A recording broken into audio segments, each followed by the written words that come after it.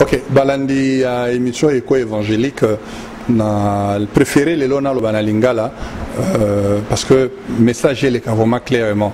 Donc dans le cadre de l'émission Oyo, ezali émission à caractère chrétien et na émission Okoki, aux pasteurs, aux musiciens chrétiens, je ne sais pas, aux produits chrétiens, aux sa promotion na yango. Émission Oyo, c'est la publicité. Mingi baleki na émission bazo bazui promotion na babilo na bango. Conférences, séminaires, conventions, albums ou concerts, même si aux na Europe, aux États-Unis, aux Afrique, na Congo, au benga na numéro Oyo 438 878 68 62 numéro nanga et directement au côté d'ango par internet pe eleki to lekisi yango. Donc c'est rien. Donc c'est ouvert à tout le monde. Donc je voudrais dire ceci à tous ceux qui nous suivent. Donc cette émission, on peut aussi faire une publicité pour vos produits chrétiens, je les dis bien. Donc les séminaires, conventions, conférences, les albums, promotion des albums, je sais pas, des concerts chrétiens, d'où que vous soyez, au Congo, en Afrique, en Europe, aux États-Unis, tu peux seulement m'appeler et on va se parler. Je vais vous passer un email et tu peux nous envoyer les produits et on va lancer. Donc c'est ça, c'est tout ce que j'avais à vous dire. Et que le Seigneur vous bénisse, c'est pasteur David Bolombe depuis Montréal, Congo Mikili, dans l'éco évangélique. Bye. Oui, mes bien-aimés dans le Seigneur, nous vous saluons toujours au nom du Seigneur Jésus-Christ. Et nous vous disons merci de votre temps que vous prenez tout le temps et vous suivez l'émission éco-évangélique dans Congo Mikili. Vous êtes des Congo Mikilistes chrétiens. Alors nous vous saluons tous et nous disons merci à tous ceux-là qui nous ont écrit et qui nous appellent toujours. Je cite encore ici Nadine Ouyanze qui nous appelle toujours, Kevin Ouyanze Loupetou et Emmanuel Ouyanze. Et aussi tous ceux-là qui sont de l'autre côté en Europe, aux États-Unis. Merci de tous vos appels. Vous avez apprécié l'émission. Proposez-nous des sujets, des thèmes, écrivez-nous dans mon email que ça passe en dessous de vos écrans. Merci beaucoup. Et aujourd'hui, ça fait longtemps que cet homme, on ne l'avait pas sur le plateau de l'émission Éco-évangélique. Et il était pris par diverses occupations. Mais aujourd'hui, Dieu, par sa grâce, il a accepté qu'il puisse revenir encore à cette émission. Je cite ici le pasteur Jean-Paul Mouangi. Mais avant d'entrer dans les vifs du sujet, nous allons suivre les clips de notre sœur Rebecca Boulaïma et nous allons retourner sur ce plateau. Merci beaucoup. À bientôt.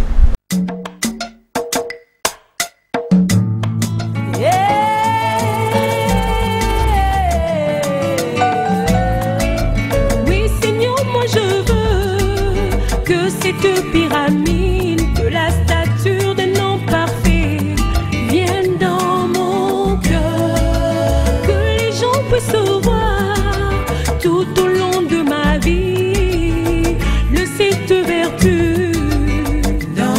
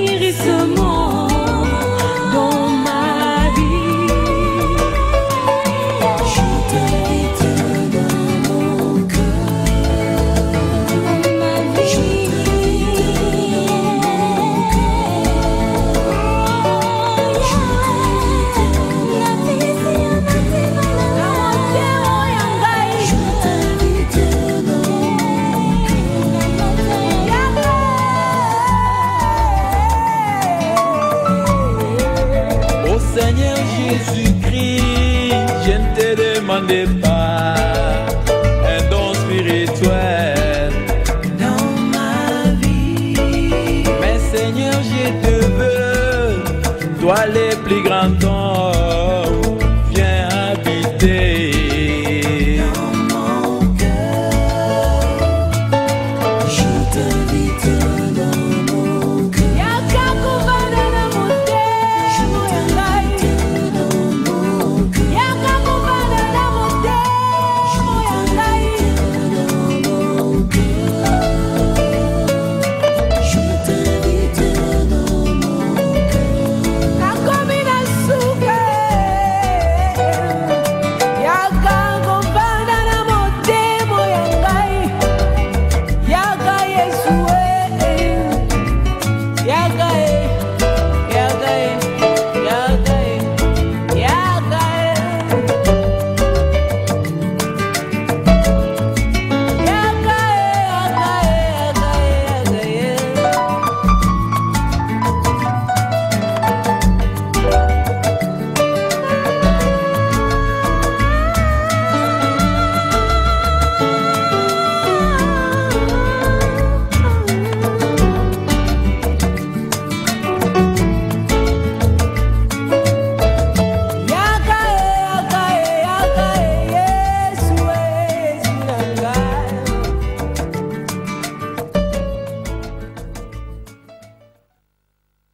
Voilà, comme nous le disions, merci beaucoup de votre temps et nous recevons encore sur ce plateau notre bien-aimé pasteur Jean-Paul Mouange, que les gens ont beaucoup réclamé. Il ne passe plus, c'est comme si nous, tala, tout ce qui est bouton T.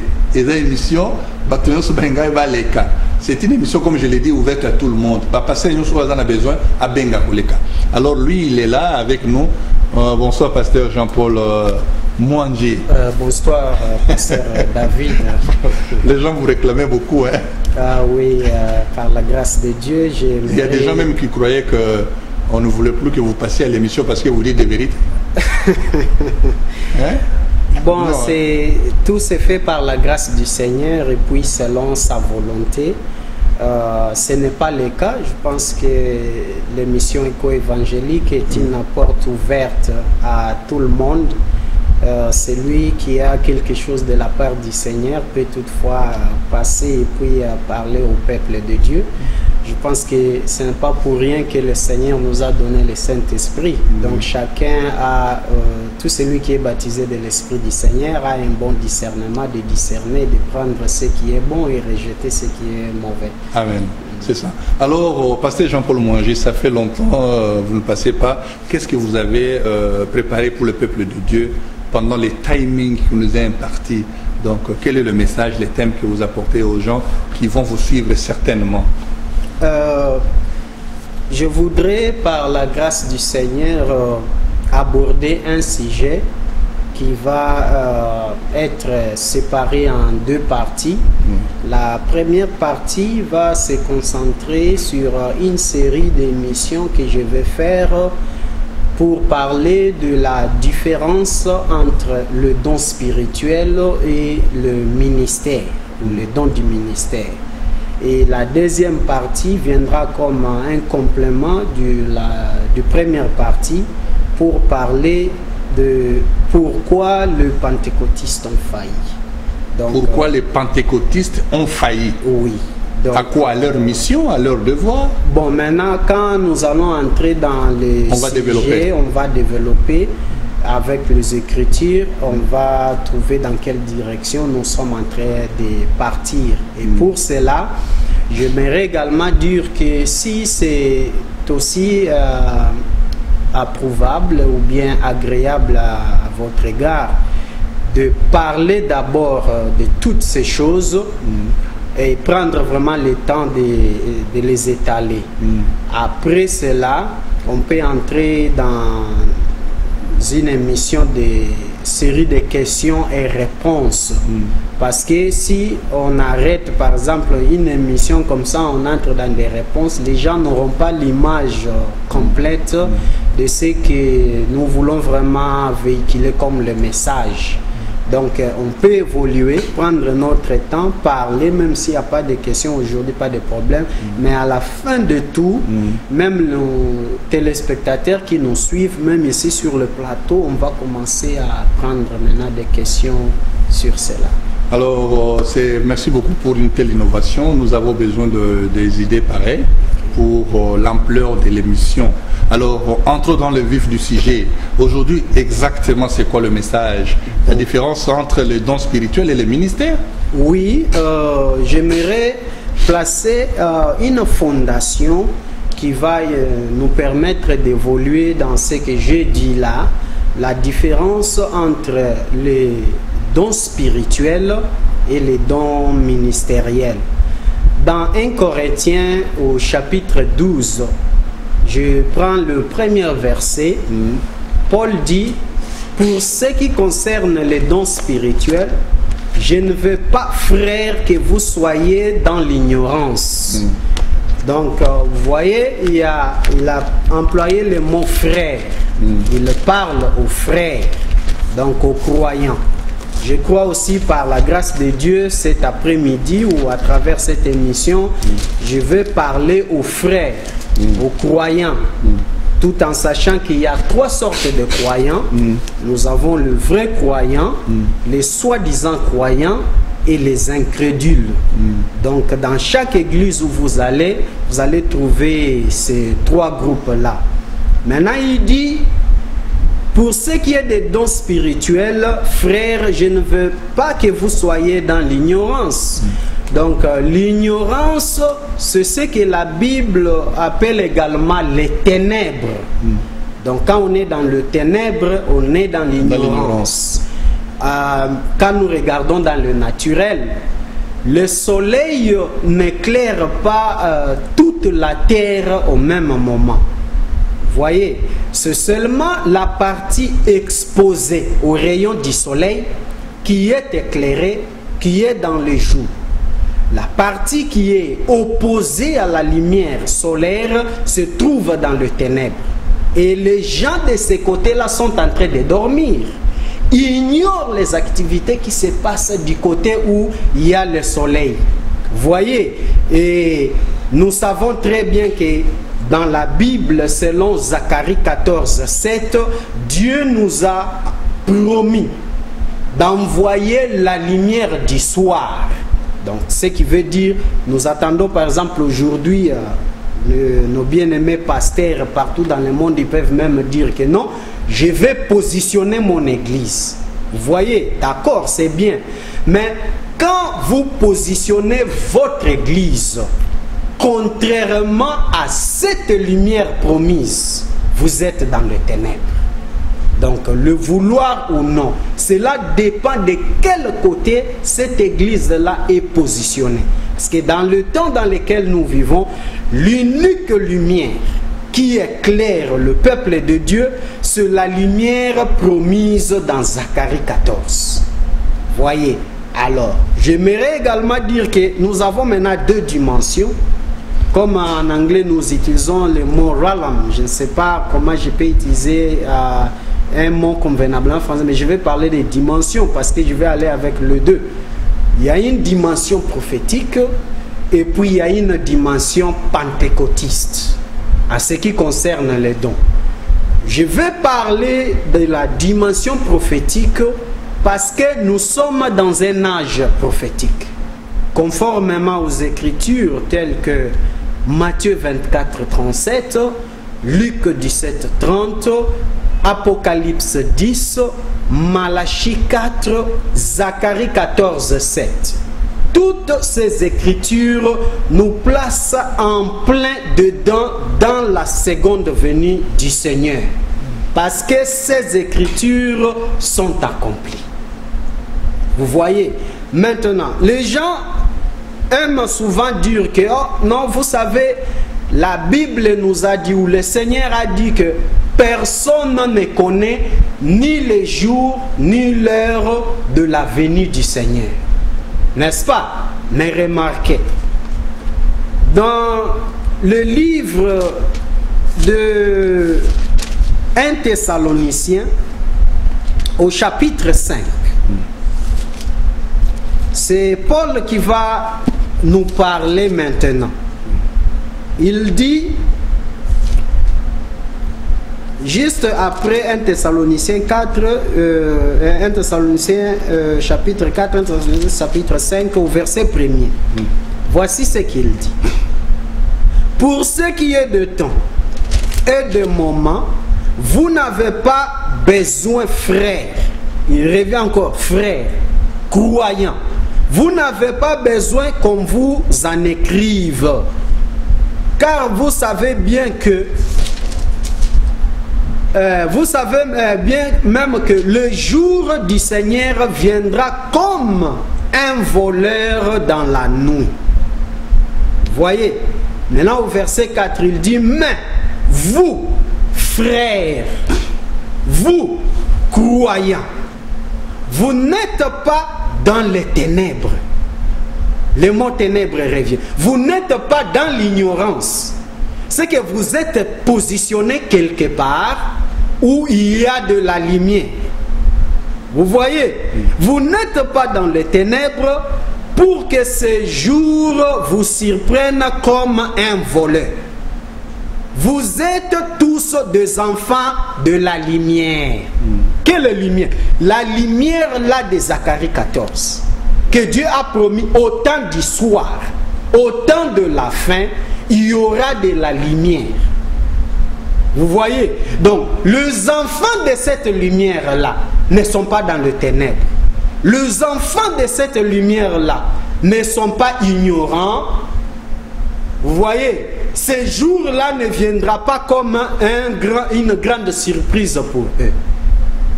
N'est-ce pas là? Remarquez maintenant, en descendant, il dit, vous êtes enfants du jour, enfants de la lumière. Nous ne sommes point de la nuit ni des ténèbres. Vous voyez? Ne dormons donc point comme les autres, mais veillons. Alors, dans le 1 Thessaloniciens chapitre 5, oui, du premier verset jusqu'au 5e verset. Au 6e verset. Maintenant, veillons. Voyez, Apocalypse chapitre 3, verset 3.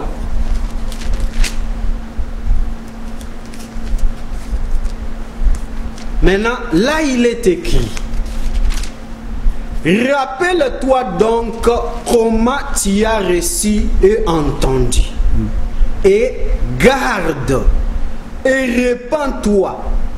Si tu ne veilles pas, je viendrai comme un voleur, et tu ne sauras pas à quelle heure je viendrai sur toi. Vous voyez maintenant. Donc, il est question maintenant de veiller. Voyez, ceux qui ne veillent pas, donc le jour du Seigneur sera pour eux une grande surprise. C'est comme un voleur qui vient dans la nuit. Mais pour le Fils de la lumière, c'est la raison même que Dieu a promis cette lumière de Zacharie 14 au temps de la fin, pour venir éclairer. Vous voyez, quand cette lumière-là viendra, quand le Fils de cette lumière-là sera sur la terre, et que la trompette du 7e ange d'Apocalypse 10:7 sonne pour mettre fin au mystère de Dieu, les secrets que le Père gardait pour lui-même sera révélé. Vous voyez, parce que Jésus n'a jamais dit que le Père garderait ces secrets-là indéfiniment. C'est jusqu'au temps marqué.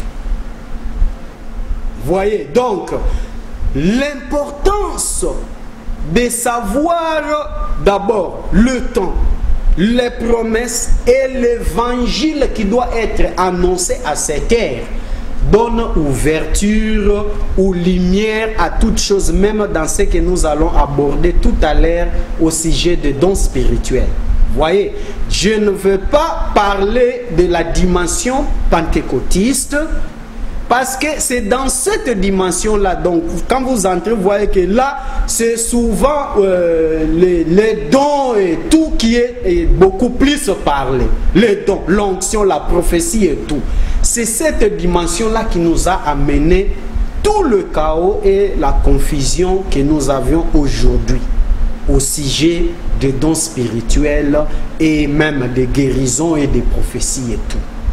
Voyez, parce que l'église pentecôtiste, comme j'avais dit la fois passée, c'est l'église de Laodicée. L'église de Laodicée, comme le prophète Balaam, est aveugle et il était aveuglé par le don et la promotion qu'il avait reçue du roi Balak pour aller à l'encontre de la parole de Dieu. Vous voyez, et Dieu avait même envoyé son ange pour intercaler ce prophète aveugle de ne pas avancer dans la voie dans laquelle il se trouvait. Il n'a pas pu reconnaître ou voir la présence de cet ange. Voyez, et de même Laodicée.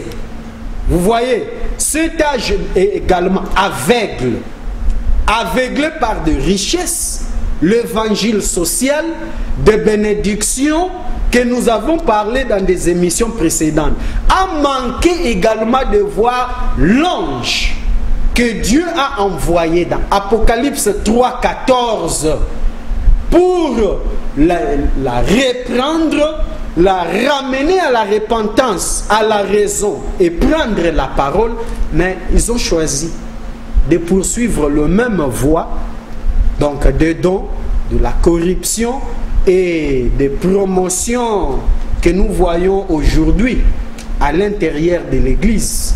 Quand nous allons entrer dans le détail de ce que j'ai dit là où les pentecôtistes ont failli, on va faire ressortir tous les éléments nécessaires pour montrer en quelle direction cette Église est en train d'avancer. Maintenant, Paul dit, toujours dans 1 Corinthiens 14, verset 2, vous savez que lorsque vous étiez païens, vous vous laissiez entraîner vers les idoles muettes, selon que vous étiez conduits. C'est pourquoi je vous déclare que nul, s'il parle par l'Esprit de Dieu, ne dit Jésus est anathème. Et que nul ne peut dire Jésus est le Seigneur si ce n'est par le Saint-Esprit. Voyez, maintenant, il y a beaucoup de gens sur la terre aujourd'hui qui disent Jésus-Christ est Seigneur. Est-ce que tous le disent par l'Esprit? Est-ce que tous ont le Saint-Esprit? Donc, ce verset, pris littéralement, les gens diront que non, comme celui-ci dit Jésus est Seigneur, il le dit par l'Esprit. Ou il dit Jésus est Seigneur, il a le Saint-Esprit. Voyez, or ce n'est pas le cas. Donc, quand un homme, par sa vie, son témoignage et sa conduite déclare Saint, Saint, Saint est l'Éternel. Voyez, parce que Seigneur, c'est celui qui règne. Seigneur, c'est celui qui contrôle. Seigneur, c'est celui qui a la prééminence. Quand un homme dans sa vie, Jésus-Christ règne, Jésus-Christ donc Jésus-Christ contrôle et Jésus-Christ a la prééminence. En ce moment-là, quand cet homme ou cette femme dira Jésus-Christ est Seigneur, il est dit par l'Esprit.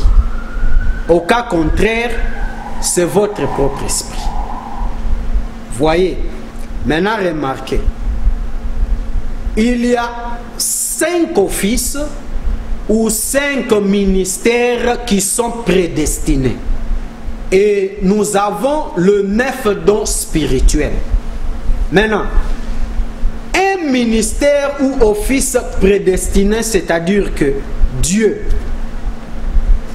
le grand Jéhovah, avant la fondation du monde, dans sa pensée éternelle, il a appelé et ordonné quelqu'un au ministère.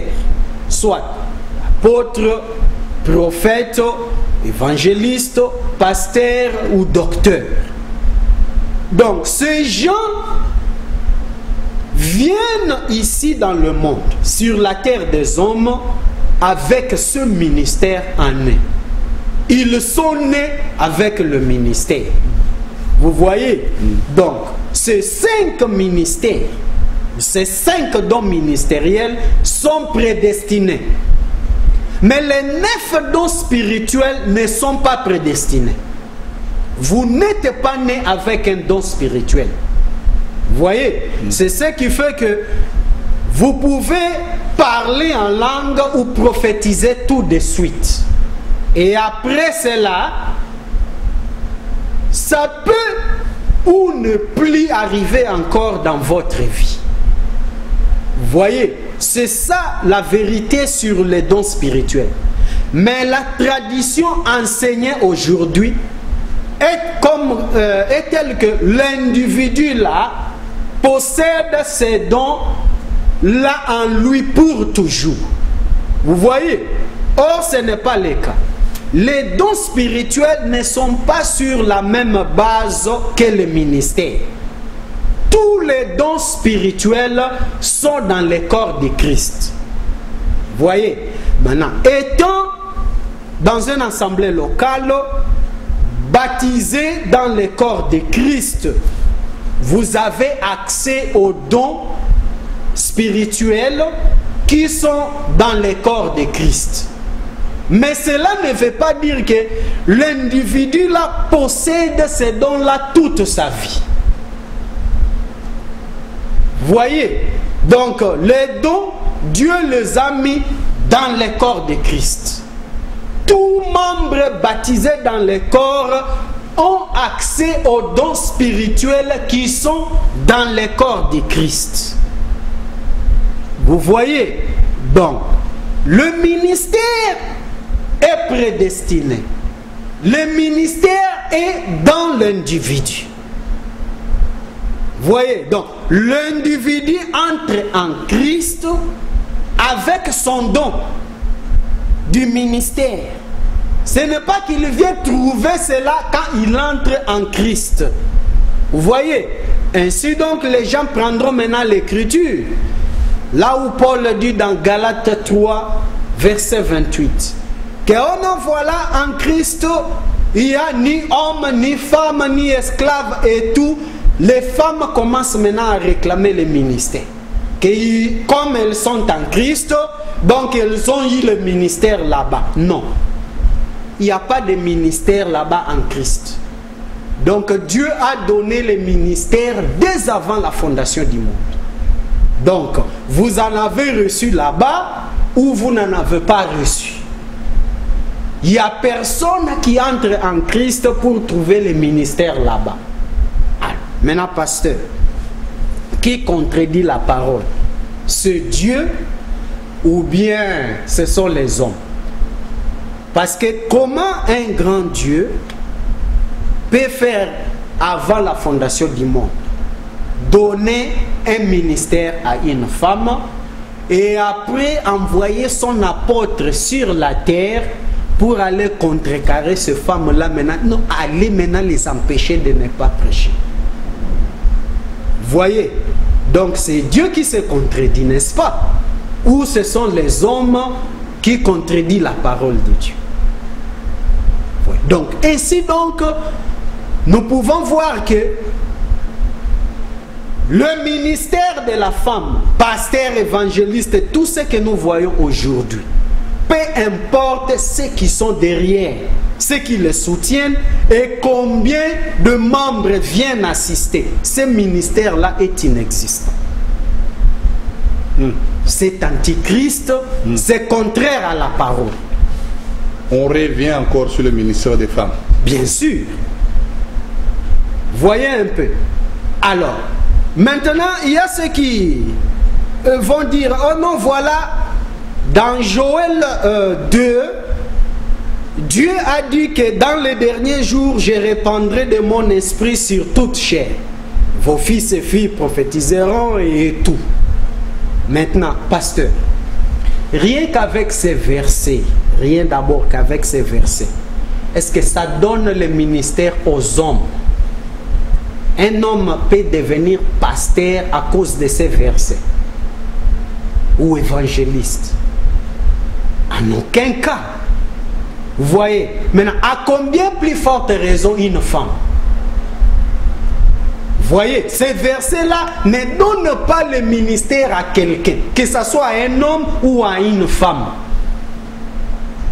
Mais aujourd'hui, vous trouvez les femmes qui vont dire que non, non, Dieu a dit qu'il répandra de son esprit sur toute chair. Nous sommes pasteurs, nous sommes évangélistes. Quelle confusion! Vous voyez un peu? Ah, une femme te dira, oh non, non, moi je suis comme Déborah qui avait attaqué les ennemis de l'Éternel et tout. Bon, je ne suis pas contre quiconque veut être comme Déborah. Mais soit Déborah dans une bonne voie. Donc, Déborah était entrée dans le Marines de ce temps-là pour aller en guerre. Donc, si tu veux faire la guerre, nous avons aussi des Marines aujourd'hui. Il y a des Marines américains, il y a des Canadiens. Donc, si vous allez là-bas, d'accord, il n'y a pas de problème. Mais ne dites pas que vous avez le ministère parce que Déborah avait pris les armes. C'est contraire à la parole. Donc, ça ne donne pas un ministère à une femme. Voyez, remarquons maintenant. Quand nous parlons comme ça, les gens vont dire que non, non. Matthieu d'abord, chapitre 7.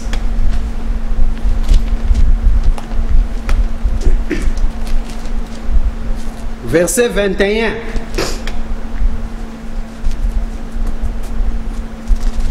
Matthieu chapitre 7, oui. Verset 21. Ceux qui me disent Seigneur, Seigneur n'entreront pas tous dans le royaume des cieux. Mais celui-là, celle qui fait la volonté de mon Père qui est dans les cieux. Verset 22. Plusieurs me diront en ces jours-là, Seigneur, Seigneur, n'avons-nous pas prophétisé par ton nom? N'avons-nous pas chassé des démons par ton nom? N'avons-nous pas fait beaucoup de miracles par ton nom? Alors je leur dirai ouvertement, retirez-vous de moi, vous qui commettez l'iniquité. Je ne vous ai jamais connu. Je ne vous ai jamais connu. Vous voyez un peu? Donc, le Seigneur n'a pas nié les œuvres là qu'ils ont mentionnées. Ils ont chassé les démons. Ils ont prophétisé. Ils ont fait tout ce qu'ils ont fait là. Mais il dit, il leur dira ouvertement, retirez-vous de moi, je ne vous ai jamais connu. Dans d'autres versions, il leur dit, ouvrier d'iniquité. Vous voyez, qu'est-ce que l'iniquité? Dans 2 Thessaloniciens, au chapitre 2,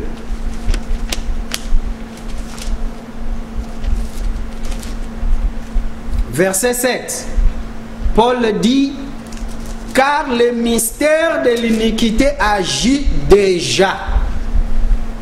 Vous voyez, depuis son temps, que c'est un mystère, et ce mystère agit déjà. Qu'est-ce que l'iniquité?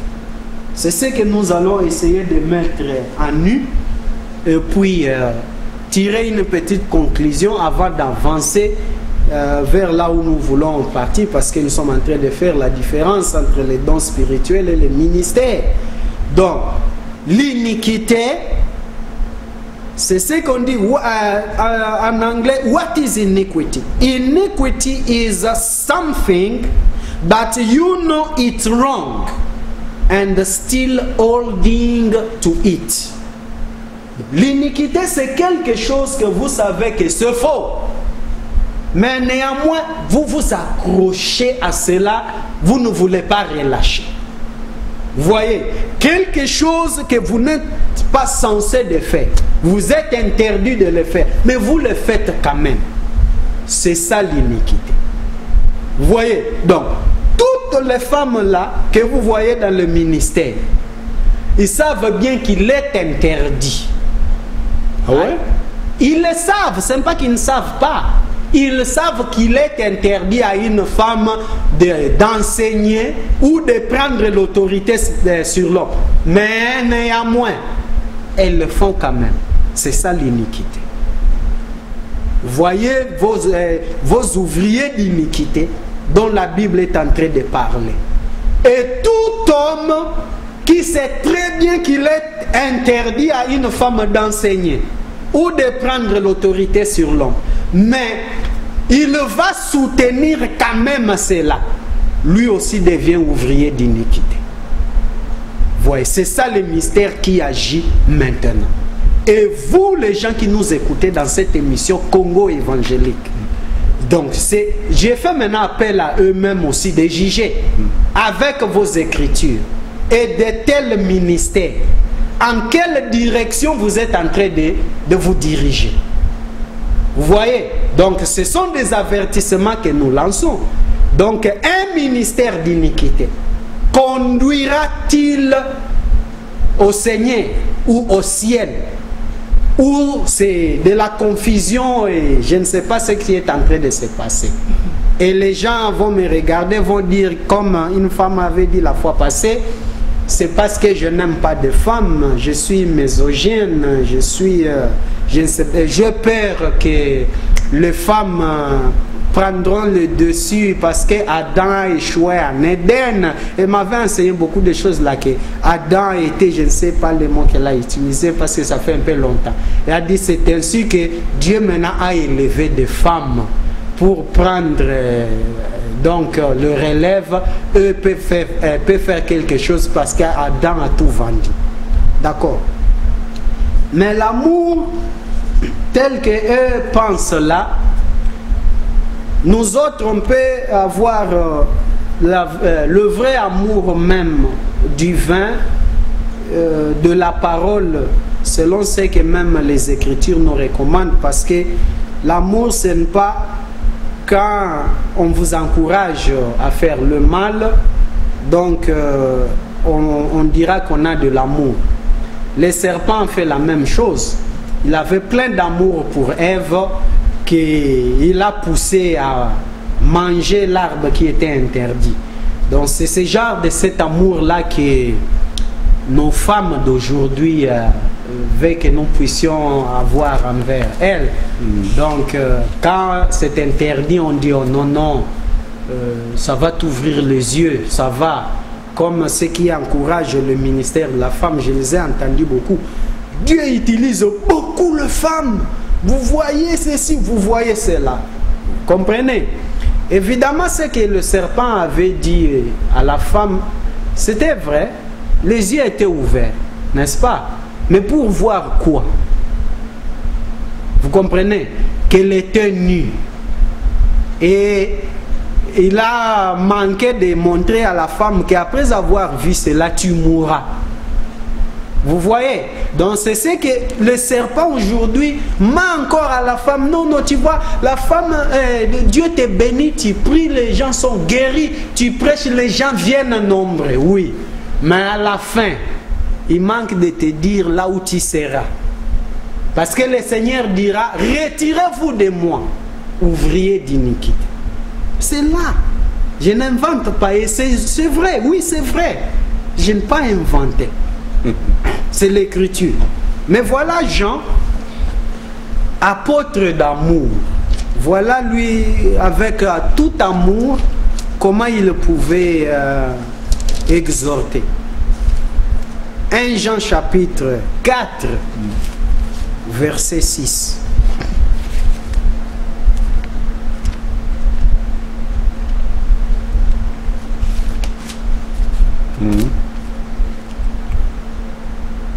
Il dit nous.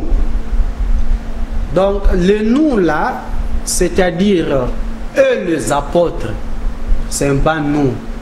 Donc nous, il dit eux les apôtres, nous sommes de Dieu celui qui connaît Dieu nous écoute. Celui qui n'est pas de Dieu ne nous écoute pas. Vous comprenez? Donc, tout celui qui connaît Dieu écoute les apôtres. Si les apôtres ont dit, je ne permets pas à la femme d'enseigner, celui qui connaît Dieu écoute.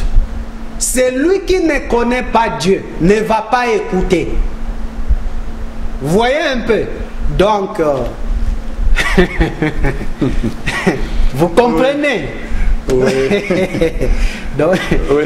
tous ceux-là qui disent qu'ils connaissent Dieu aujourd'hui, mais refusent d'écouter les apôtres, vous pouvez tirer la conclusion vous-même.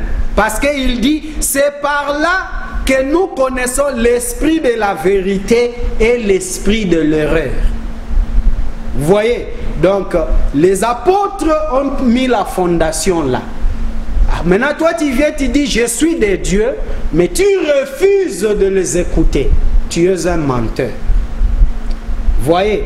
Parce que, avant d'aller plus loin, il y a encore quelque chose des gens et on va clôturer même dans 10 ou 15 minutes.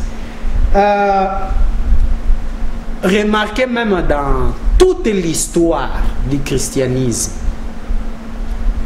Donc, nulle part, que ce soit dans l'église primitive ou dans l'ordre aronique ou même au temps d'Abraham ou arrivé même jusqu'à Adam, aucune part vous allez trouver une femme dans le sacerdoce qui ait battu un autel pour sacrifier à l'Éternel. Est-ce que vous pouvez voir ça dans toute la Bible ou même l'histoire? Non. Par contre, si vous allez dans toute l'histoire de la divinité païenne, vous allez trouver des femmes prêtresses dans la sacrificature en train de faire des sacrifices à des divinités païennes. Vous voyez? Maintenant, le temps des gentils, le temps des nations a commencé à Babylone avec l'introduction de la divinité païenne qui était associée à la vraie divinité qui était révélée dans le prophète Daniel. Vous voyez, l'ordre était donné d'adorer la statue, tu vois, de Daniel qui était un homme saint. Vous voyez, donc, or, adorer une statue, c'est une idolâtrie. Vous voyez, mais pour faciliter l'entrée de l'idolâtrie, il fallait associer cela à la vraie chose. Et maintenant, aujourd'hui, au temps de la fin, à la fin de la dispensation des gentils, nous voyons également l'introduction ou l'adoration de la divinité païenne associée à la divinité suprême de Jésus-Christ. Et comme résultat, ça nous donne maintenant les femmes au ministère. Vous voyez, comme cela était adoré dans la divinité de Diana, en Éphèse et à Corinthe. Vous voyez, c'est là où les femmes étaient dans le ministère en train de faire les sacerdoces destinés à Diana. Et Diana qui était adorée en Éphèse au temps de Paul est adorée aujourd'hui dans la Odyssée. Vous voyez, mais au nom de Jésus-Christ. Comment ça? Mais c'est-à-dire, elle est camouflée, c'est-à-dire, on présente Jésus. Les gens adorent Diana maintenant. Oui, mais en l'appelant Jésus. Les actions les montrent. Par exemple? Les femmes au ministère, ce n'est pas dans la divinité suprême de Jésus-Christ. Montrer c'est où? Dans la parole, même dans l'histoire, dans l'Ancien Testament. Mais au contraire, aux côtés de la divinité des païens, vous en trouvez. Les femmes au ministère. Vous voyez? Donc, le 7e ange nous a révélé une chose. Il a dit, accepter les mensonges, c'est adorer Satan, même si vous l'appelez Jéhovah. Parce que Satan, lui, peu importe les noms que vous l'appelez, ça ne le dérange pas. Mais l'essentiel, que l'adoration lui soit donnée.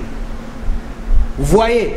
Mais ce n'est pas pour rien que le Seigneur nous a dit, le vrai adorateur adoreront en esprit et en vérité. Ce n'est pas seulement en esprit. Dons spirituels, guérison, miracles et tout. Vous dites que nous sommes en train d'adorer le Seigneur Jésus-Christ. Non, non. La vérité. La parole. Vous voyez, c'est le but de la venue maintenant de Malachie 4. Pour restaurer la parole et ramener les gens maintenant à la vérité qui est rejetée aujourd'hui. Vous voyez, dans la deuxième partie, nous allons voir comment la vérité est rejetée. Donc c'est ça le défaut que nous avons aujourd'hui. Donc le ministère est dans l'homme, mais les dons, c'est dans les corps. Tout membre de Christ, tout membre du corps de Christ a accès aux dons spirituels qui sont dans les corps, mais tout membre du corps de Christ n'a pas le ministère. Parce que le ministère n'est pas là-bas. Oh ouais. En tout cas. Même ceux qui veulent vérifier, continuez toujours dans 1 Corinthiens maintenant, chapitre 12 là, lisez le verset 11. Et vous allez voir même ce qu'il dit. Si nous pouvons lire cela et clôturer. Il dit au verset 11, il dit, un seul et même esprit opère toutes ces choses, les distribuant à chacun en particulier comme il le veut. Vous voyez, non pas comme l'individu la veut, qu'à tout moment, vous voyez maintenant, comme nous voyons aujourd'hui, les gens sont en train de parler en langue là-bas, à tout moment, chaque jour, la même personne là, non, ce n'est pas l'individu, mais c'est l'esprit qui opère. C'est l'esprit qui fait que l'individu parle en langue, prophétise, interprète comme l'esprit veut. Est-ce que l'esprit va le faire en tout moment, faire parler quelqu'un en tout moment au culte là-bas? Vous voyez ce qu'on est en train de faire là, c'est qu'il y a quelque chose qui ne va pas. Vous voyez? Donc les dons circulent dans l'assemblée. Ça va de l'individu à l'autre, de l'autre là-bas. Donc ce n'est pas sur un seul individu.